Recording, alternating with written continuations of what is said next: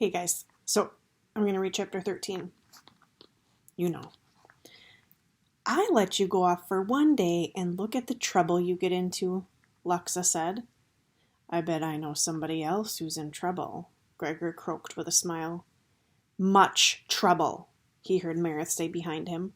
Gregor didn't have to turn his head to see the soldier's expression. He was angry. I cannot go back, Luxa said with satisfaction. It is too far now, and Aurora and I would most surely perish in the deep. Yes, you timed that nicely, said Marith. I know, said Luxa. I know you know. Everyone will know you knew if you ever arrive home in one piece to tell the tale, said Marith. Gregor had never thought much about Marith's relationship with Luxa. She was his queen, or would be when she turned 16, but there was another side to it he recognized after the day of training. Marith was her coach, and he wasn't afraid to chew her out. Oh, Marith, how long are you to stay angry with me? Said Luxa. It has been at least a day already. No one will blame you for my disobedience. That is much beside the point, Luxa, barked Marith. This venture is extremely dangerous, and what if you die? You leave Regalia with Nerissa as a leader, and she is of age. Can you imagine what will happen then? To Regalia? To Nerissa?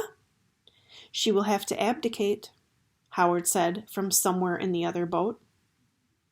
Abdicate means like step down. She will do no such thing. She will rule if I die, and not Vicus, and never you and your wretched sister, said Luxa. There was a shocked silence. Then Howard spoke. Is this what you think? That I want to be king? I believe you have me confused with another cousin. Ouch. It was another allusion to Henry. But this time, Gregor thought Luxa might have had it coming. And do not judge me by Stellavet. She is wretched, I admit it, but I can no more control her than you could control Henry, Howard spat out. If you think I will believe you innocent, I will not. I have seen you torment Nerissa, said Luxa. When? When did I do this? I have barely spent 5 minutes with her altogether, said Howard. At the festival, when you set that lizard at her, said Luxa. Set it? I did not set it. That was a rare color changer, and I thought it would amuse her to see it, said Howard. But Henry said he saw you, began Luxa. Henry said? Henry said? I cannot believe that even now you do not question things that Henry said, Luxa. He is the one who told you I was after your crown? Howard's voice rose in frustration. Henry said? Shh, too loud. You like foo-foo, he heard Boots say. It is photos glow-glow, said an offended voice in the next boat. Oh, be quiet, foo-foo, said Twitch-Tip, and Gregor had to pretend to cough to conceal he was laughing. Boots's feet pattered up by Gregor's head. She leaned over him, looking upside down at him. Hi, you. Hi, you, said Gregor. What's going on, Boots? I do toes. Whew! I do breakfast 2 times, she said, holding up 4 fingers. She squatted down and pressed her nose into his forehead so their eyes were blinking at each other upside down. I see you, she said. I see you too, said Gregor. Bye, Boots said and trotted off to the other end of the boat. Gregor struggled to a sitting position. His whole body ached like he had the flu. He leaned against the side of the boat and looked at his bandaged arm. So what's it look like under the bandage? It is not for the faint of heart, said Marith. You may thank Howard for saving your arm. Saving it? You were going to cut it off? Gregor asked, instinctively pulling it closer. We would have had no choice if the venom spread further, but Howard was able to suck it from the wounds, said Marith. Ugh, thanks, Howard, Gregor said, gingerly flexing his fingers. Luxa scowled at him. What? He sucked venom from my arm. I can't say thank you? I am trained in water aid. I have sworn to save anyone in peril related to the water, said Howard. If my cousin had been paying attention that night, there would be no need to be so grateful, said Luxa. Gregor remembered waking, seeing the tentacle. No, it was my fault, Gregor said. I was supposed to be on guard, and I fell asleep. He felt ashamed to admit it, but it wasn't fair to let Howard take the blame. Everyone was quiet for a minute. Then Meredith spoke up. We probably would still have been attacked, but it is crucial to stay awake on guard. Not only our own survival, but that of many hangs on this journey. It was even worse than Gregor thought then. Sorry, I was tired, but I thought I could stay awake. It is something you learn, how to stand guard. There are tricks to keeping your mind alert. You will find them, said Howard. But Luxa and Meredith said nothing, and Gregor knew that, for them, what he had done was inexcusable. Howard came from the fount. It was not so dangerous there. Luxa and Meredith had fought too many rats to let him off the hook. Meredith called a break for dinner. Gregor was famished. He stuffed way too much in his mouth, choked, and had to take a piece of bread back out. Excuse me, I guess I haven't eaten since dinner last night. That was 2 nights ago, said Howard. You have been out for almost 2 full days. 2 days? Exclaimed Gregor. He had never been out that long before. 2 days plus the one he had traveled. They must be at least halfway to the Bane, and he felt no more prepared to face it than when he had left Regalia. He should be doing something. He thought about asking Meredith to give him a few more sword lessons, but he was so wiped out from the squid venom, he doubted he could lift the sword. Besides, hitting things with a sword didn't seem to be his problem. In fact, if anything, he couldn't stop hitting things. It was like something took over his whole being, something beyond his control. In a weak attempt to better his chances with the Bane, he lay on his back for a while, practicing echolocation. But his mind kept going back to the squid and how he hadn't been able to stop hacking away at it.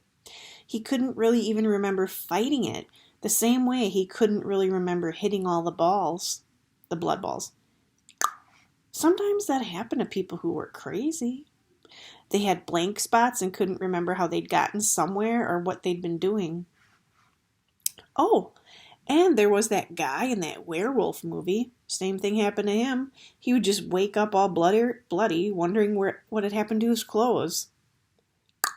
So he's just like clicking to find practice. Then again, how did he know that? If you'd asked him 6 months ago, he'd have said there weren't giant talking rats. Oh, I think I missed part. So I'll go back. He'd just wake up all bloody, wondering what had happened to his clothes. Gregor knew there weren't really werewolves. Then again, how did he know that? If you'd have asked him 6 months ago, he'd have said there weren't giant talking rats. He was getting nowhere with this echolocation stuff. Maybe Rip Red was right. He had to focus. But who could focus when they were in the middle of an underground sea, full of squid venom, on their way to killing a monstrous white rat? Not him. Gregor sat up and saw Luxa sitting nearby, sharpening her sword on some kind of stone. How do you feel? She asked. Better since I ate, said Gregor. Luxa tested the edge of her blade by splitting a strand of rope. She frowned in dissatisfaction and continued to work on it. That looks pretty sharp to me, said Gregor. Not sharp enough for what lies ahead of us, said Luxa. It is doubtful many of us will survive. So why did you come? Asked Gregor. I thought you might need my help. You have depended on it before, said Luxa. And Aurora and I, we have Eris to think of as well.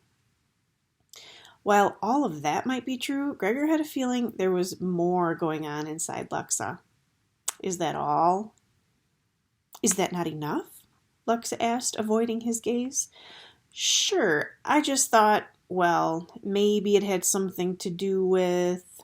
Gregor stopped himself. With what? Asked Luxa. With nothing, said Gregor. Forget it. I can hardly forget it now. said Luxa. Why else would I come? Because of Henry. I mean, if I were you, I might come to show people I wasn't like him. I might come to make Stella Vet shut up, said Gregor. Luxa didn't admit that what he said was right, but she didn't deny it either. So what's the deal with who gets to be king and queen here? Gregor asked after a while. My father's family has been on the throne for some time. As his only child, I am to rule next. If I have children, the oldest will follow me, said Luxa. Even if it's a girl and she has brothers? Gregor thought that girls only got to rule if there were no boys in the family. Oh yes, girls have equal claim to the throne, said Luxa. If I have no children, the crown will go to Nerissa, but she is the last in our line. So if she dies, or abdicates without children, Regalia will have to choose a new royal family. And Stella Vet thinks it will be her family? Said Gregor. She is probably right. Vicus and Stella Vet will be the most likely choice.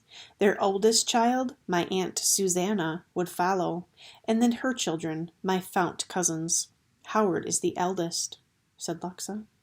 Sounds like Stella Vet's a long way from being queen anyway, said Gregor. Not as long as you might think. Not in the Underland, said Luxa. The bats who had been out flying around came in for bedtime. Meredith put Howard's red bat Pandora and Eris on guard. Gregor had a feeling he wasn't going to be assigned that duty for a while. Twitch-Tip was restless. Something's not right, she said. She lifted her nose into the air and her head made an involuntary jerk to the side. Is it more squid? Gregor asked, looking into the deep. No, it's not an animal, but something's not right, she repeated. In what way? Asked Eris. With the water, she said. Is it tainted, frigid, filled with debris? Asked Howard. No, said Twitch-Tip. I'd recognize those things. It's something I don't have a word for. But she could not explain further. So there was nothing to do but settle down to an uneasy sleep. A few hours later, Gregor awoke to the sound of rushing water and Howard's frantic voice screaming the word that Twitch-Tip didn't have. Whirlpool! That's the end of the chapter.